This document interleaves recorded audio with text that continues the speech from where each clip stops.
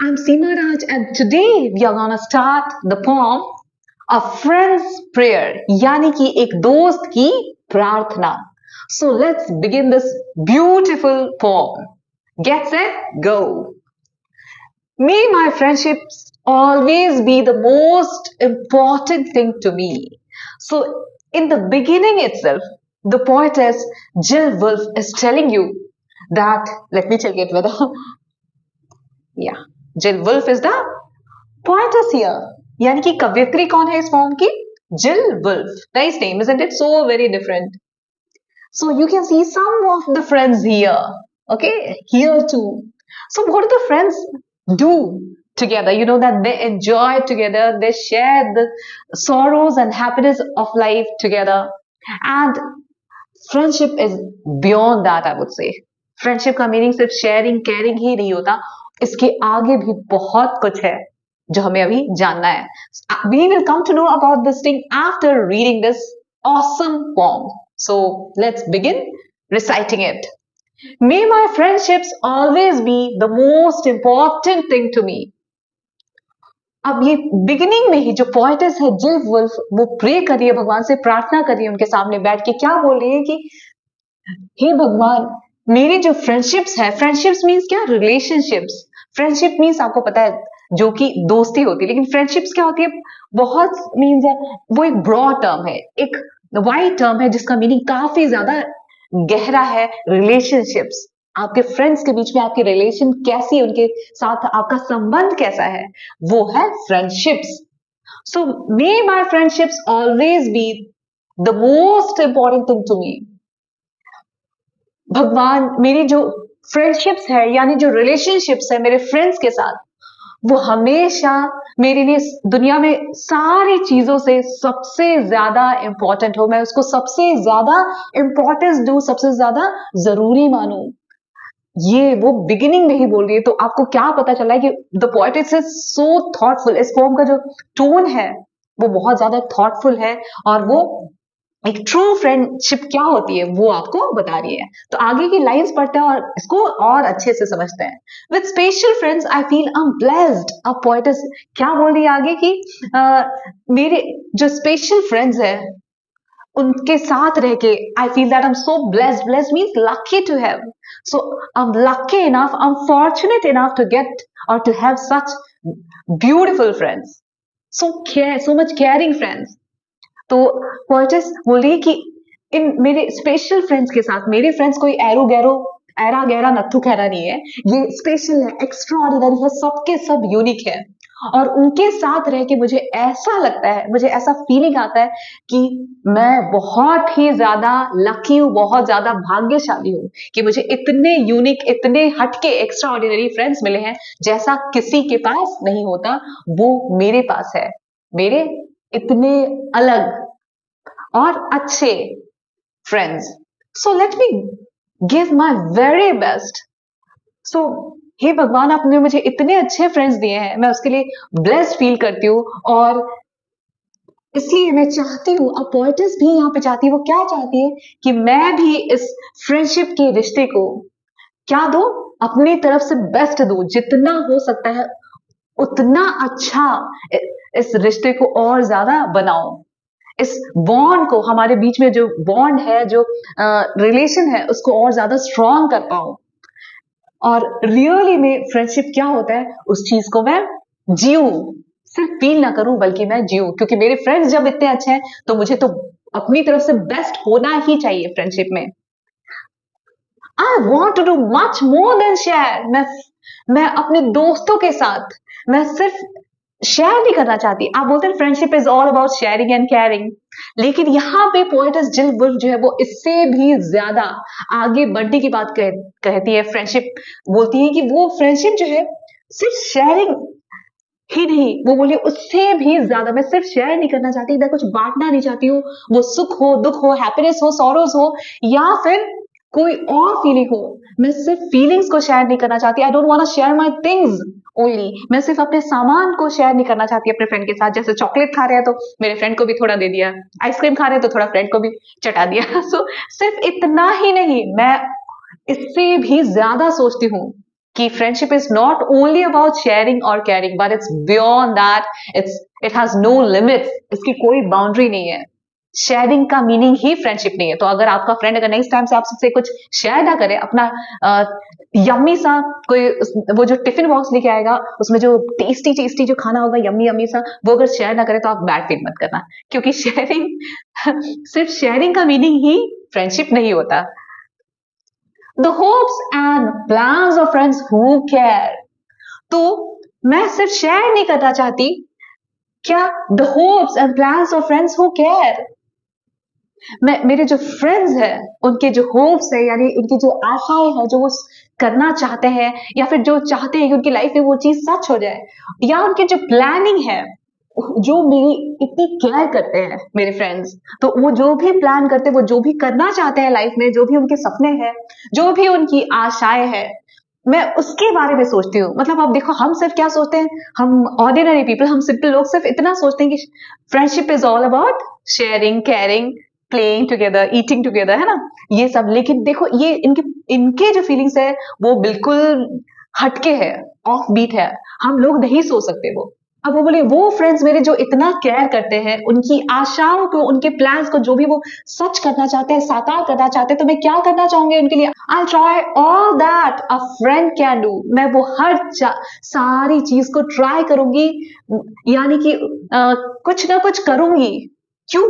क्योंकि I want to make their wishes come true. मैं वो हर चीज करूंगी जिससे मेरे फ्रेंड्स का सपना साकार हो सके, उनके जो डिजायर्स है, सपना मीन्स यहाँ पे सपना का मीनिंग है डिजायर्स, विशेस, उनकी जो इच्छाएं हैं वो मैं अपनी तरफ से पूरी करने की कोशिश करूंगी। तो लोग, ये आई थिंक आपको पता है, हर किसी की इच्छा हर कोई पूरा नहीं कर सकता। I think that there is only one power that can fulfil all your desires, और वो है गॉड। मैं ऐसा मानती हूँ। लेकिन ये अपने आप को गॉड जैसा बनाना चाहती है कि मैं ऐसा चाहती हूँ कि मैं अपने फ्रेंड्स की हर इच्छा पूरी करूं, उनके हर इच्छा को सच बना दूं, जो उनको चाहिए मैं उनको वो दे दूं, और हर उनके सपने को, आशा को, उनके प्लान्स को मैं सच कर दिखाऊं। मैं ऐसा करना चाहती हूँ। तो ये इतनी अच्छी डिजायर है इनकी, जो कि सिर्फ और सिर्फ किसकी होती है? गॉड की होती है। गॉड ही हमें बहुत कुछ दे सकते हैं, उनके पास इतनी पावर होती है, लेकिन ये चाहती कि हे भगवान, मुझे भी इतनी पावर दो कि मैं अपने फ्रेंड्स के जो भी इच्छाएं हैं उनको पूरा कर सकूं। Let me use my heart to see. अब वो आगे क्या बोले? ओ गॉड, हे भगवान, मुझे प्लीज ऐसी शक्ति दीजिए कि मैं अपने हाथ को यूज करूं। किसके लिए? देखने के लिए। Instead of my eyes, I would like to use my heart to see my friends, to understand my friends. तो हम लोग अपनी आंखों का यूज किस लिए करते हैं? देखने के लिए। लेकिन यहाँ पे पोएटेस क्या बोलिए कि वो अपने हाथ का यूज करना चाहती है, किसके लिए? देखने के लिए।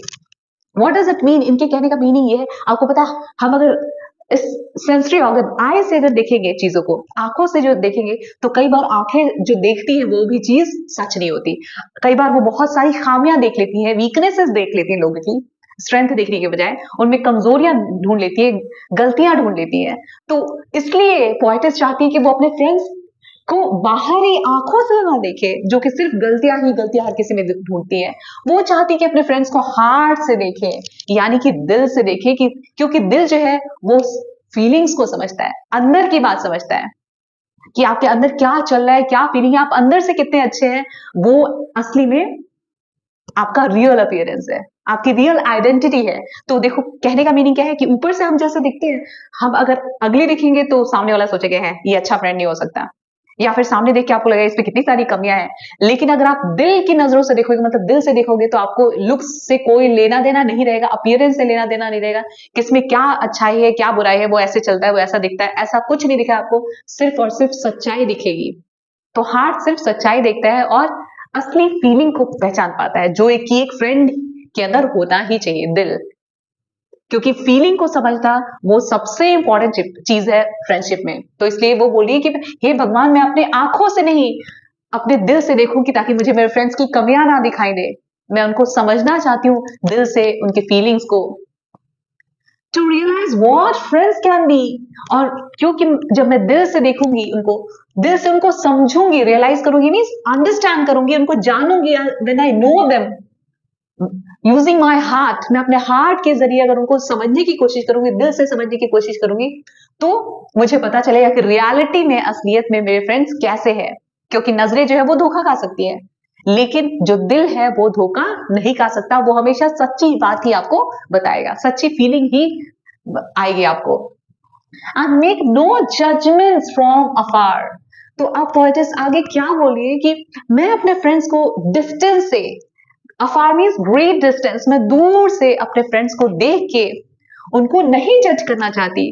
मैं नहीं जानना चाहती दूर से देख के किसी को कि मान लो कोई भी फ्रेंड है तो मैं उसको दूर से देख के ये नहीं जानना चाहती कि वो अच्छा है, बुरा है, ऐसा है, वैसा है। मैं ये सब दूर से देख के किसी भी इंसान को, या दूर रह के किसी भी इंसान को, हम उसके बारे में जजमेंट नहीं ले सकते। हमें नहीं पता चलेगा कि सामने वाला कैसा है, लेकिन but love my friends the way they are. मैं सिर्फ ये चाहती हूँ कि मेरे फ्रेंड्स जैसे भी है, I accept them wholeheartedly. मैं उनको पूरे दिल से एक्सेप्ट करना चाहती हूँ। और बट सॉरी, मैं उनको सिर्फ और सिर्फ प्यार देना चाहती हूँ मेरे फ्रेंड्स को। जैसे I want to accept them the way they are, और हु दे आर, वो जैसे भी है, देखने में अच्छे हैं, बुरे हैं, या फिर उनकी कोई कमजोरियां है, वीकनेसेस है, या कुछ भी है। I don't care about all those things. I just want to accept the way they are. वो जैसे हैं, मेरे फ्रेंड्स अच्छे हैं, बुरे हैं, जैसे भी है, मैं उनको कोई जजमेंट नहीं करूंगी।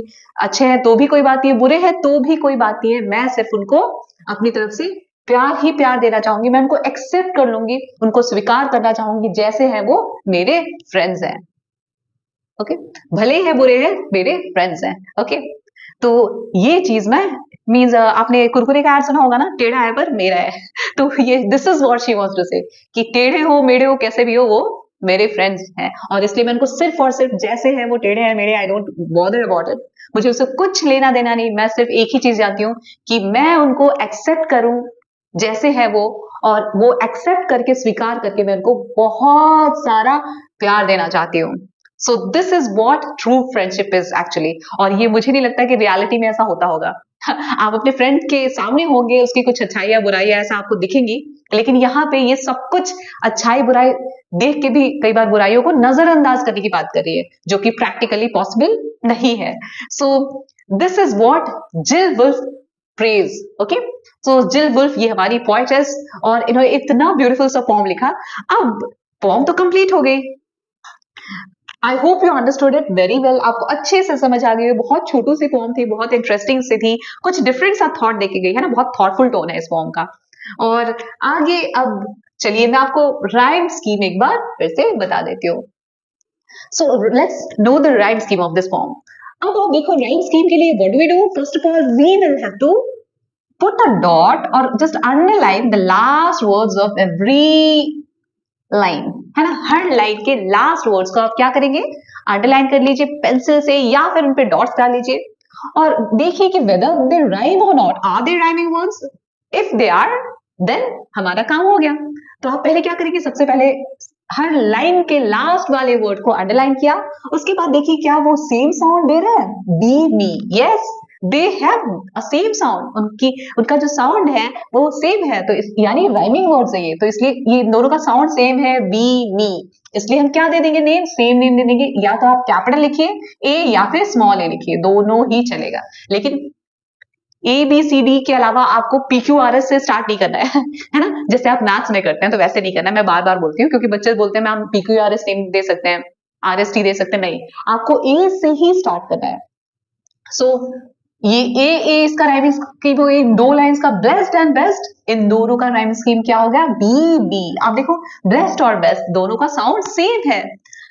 अब what about this one? Share care, इसका क्या है? आप देखिए सी सी, इन दोनों का साउंड भी सेम है। So like wise do true, ये डी डी। सो इस तरीके से ये राइम स्कीम है इस पोएम की। अगर आपको ये 4 लाइंस दे देते हैं और बोलते हैं what's the rhyme scheme of the stanza, तो आप क्या लिखेंगे?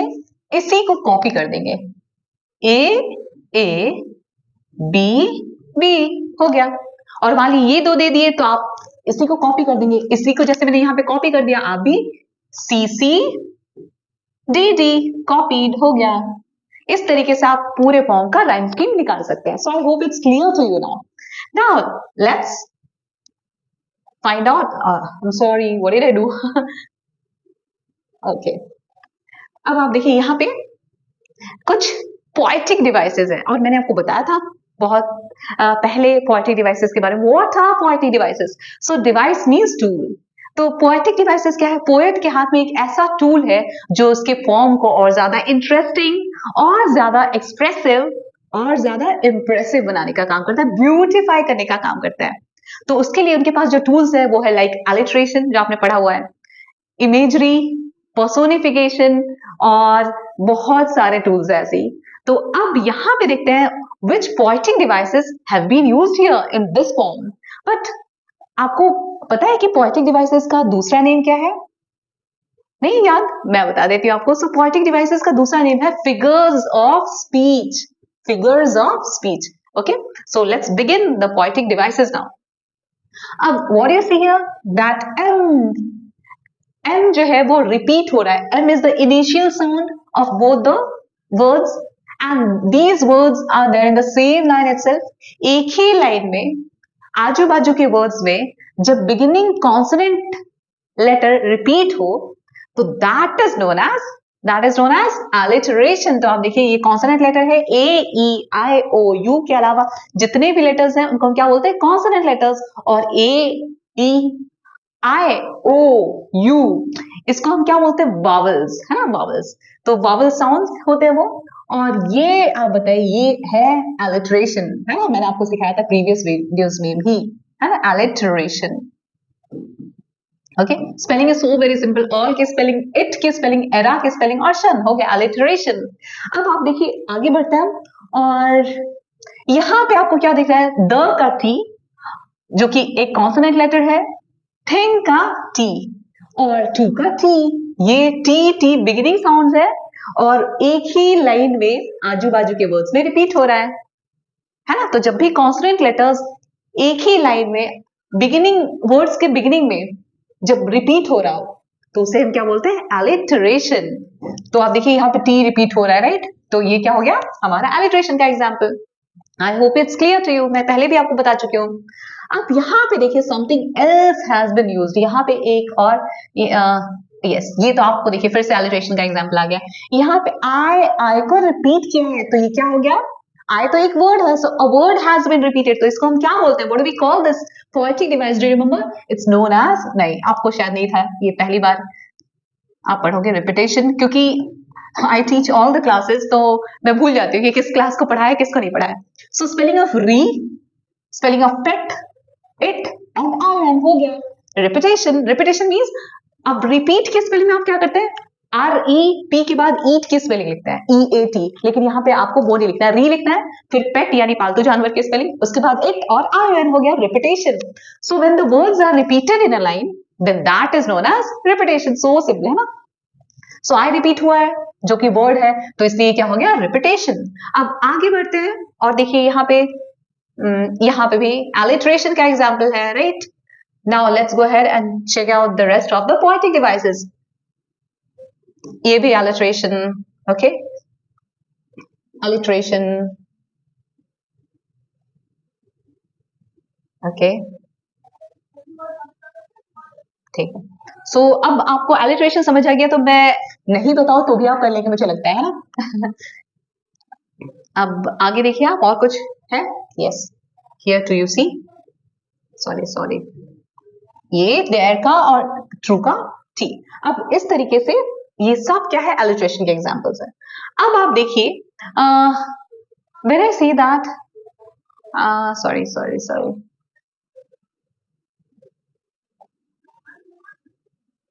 हाँ यहाँ पे आप देखिए let me use my heart to see. अब इस लाइन में आपको क्या दिख रहा है कि यहाँ पे पोएटस जो है, यानी जो इस कविता की जो कवियत्री है, पोएटस है, वो जिल वुल्फ, वो क्या बोले कि हार्ट, जो हार्ट है, हार्ट का काम क्या है आपको पता है, और आइज का काम क्या है? वो है देखना. लेकिन यहाँ पे वो बोली कि मैं अपने हार्ट से देखना चाहती हूँ, ना कि अपने आइज से. तो यहाँ पे हार्ट को वो देखने के लिए यूज करता चाहती है instead of using her eyes to see. तो इसको हम क्या बोलेंगे? मेटाफर. मेटाफर. ओके, यहाँ पे उन्होंने हार्ट को आईज से कंपेयर किया है, आप बोल सकते हो कि वो हार्ट से देखना चाहती है, सो हार्ट से देखना चाहती है instead of her eyes. So this is our metaphor. अब आगे देखिए आप, और कुछ दिख रहा है आपको तो आप बता सकते हैं मुझे। ये सब आपको पता है, लिटरेशन के एग्जाम्पल्स तो बहुत सारे हैं। और ये वाली लाइन में एक और चीज आप बोल सकते हैं, let me use my heart to see. जब आप ये बोल रहे हैं ना, तो एक और पोएटिक डिवाइस इसी लाइन में। अब आप बोलेंगे in one line itself there are so many poetic devices. Yes, it's possible, होता है ऐसा कि एक ही लाइन में एक से ज्यादा पोएटिक डिवाइसेस भी हो सकते हैं, वो सब करेक्ट है। तो आपसे अगर पूछे कि which poetic devices have been used here और what poetic devices have been used here, तो आपको जितना आता है आप सब लिख सकते हैं। तो मेटाफर यानी कि, तो आपको याद है ना, comparison using, comparison between two dissimilar things using nothing, है ना। जब आप बिना किसी लाइक यानी जैसा, एज यानी जैसा जैसी, लाइक और एज को यूज किए बिना ही जब आप कंपेयर करते हैं दो अलग अलग चीजों को, तो उसे हम क्या बोलते हैं? मेटाफर। लाइक मैंने आपको पहले भी एग्जांपल्स दिया और अभी मैं देती हूँ कि इफ आई से दैट, क्या एग्जांपल दो आपको, चलो मैं आपको वो एग्जांपल देती हूँ। मेरा एक स्टूडेंट देता है हमेशा, he says that ma'am I am a monkey. तो वो भी 6th स्टैंडर्ड का बच्चा बोलता है ma'am I am a monkey. तो बच्चा क्या कर रहा है यहाँ पे, आई उसने अपने लिए यूज किया, और आपको पता है वो कौन है? ह्यूमन बीइंग है, ह्यूमन बीइंग। और वो अपने आप को मंकी यानी कि एनिमल से कंपेयर कर रहा है। दोनों डिसिमिलर चीजें हैं, दोनों अलग अलग चीजें हैं, लेकिन वो फिर भी कंपेयर कर रहा है। अपने आप को क्या बोल रहा है? मंकी बोला है, यानी कि बंदर बोला है, बिना लाइक और एज यूज किए। तो इसी को तो बोलते हैं मेटाफर। ओके, सो यहाँ पे देखिए आप, मेटाफर ये हो गया। और क्या है? यहाँ पे हार्ट को कंपेयर किया आईज से, कि हार्ट भी देख सकता है। ओके, सो अब यहाँ पे एक और पोएटिक डिवाइस है, that is known as imagery. Imagery, imagery का मीनिंग क्या होता है? इमेजरी में देखिए आप, बिगिनिंग में क्या आ रहा है? इमेज, इमेज की स्पेलिंग आ रही है। इमेज मीन्स क्या होता है? पिक्चर्स। ओके, जब आप किसी वर्ड को पढ़ रहे हैं या किसी लाइन को पढ़ रहे हैं, and while reading those lines, if you form pictures of those things, आप जो भी चीजें पढ़ रहे हैं उसका पिक्चर्स आपके दिमाग में आ जाए, इमेजेस आ जाए दिमाग में, तो उसी को क्या बोलते हैं? इमेजरी। तो बहुत सिंपल है, आप कोई भी चीज पढ़ के आपके दिमाग में उसका पिक्चर बन जा रहा है, तो उसे हम क्या बोल देंगे? इमेजरी। अब देखिए आप ये पढ़ रहे हैं तो ऐसा लग रहा है कि आपका जो हाथ है यानी कि जो दिल है वो देख रहा है। ऐसा आप इमेजिन कर रहे होंगे, तो इसी को हम क्या बोल देंगे? इमेजरी। इमेज की स्पेलिंग फिर री लगा दिया, हो गया। बहुत सिंपल से स्पेलिंग भी है। और मेटाफर की भी बहुत सिंपल है, मी लिखा, मी। ओके, और टैप की स्पेलिंग, और हॉर्न, HOR, हो गया मेटाफर। नाउ और कुछ है? ठीक है, सो अभी आपको सिर्फ और सिर्फ इतने पोएटिक डिवाइसेस ही है जो इसमें यूज हुए हैं, ज्यादा नहीं है आई गेस, और कुछ भी नहीं है। Okay, so this is the poem that we have completed right now. So अब हम क्या करेंगे? अब हम मिलेंगे नेक्स्ट लेसन में एक और नए वीडियो के साथ। So till then, bye bye, take care, but don't forget to subscribe and Durac channel and like it as well.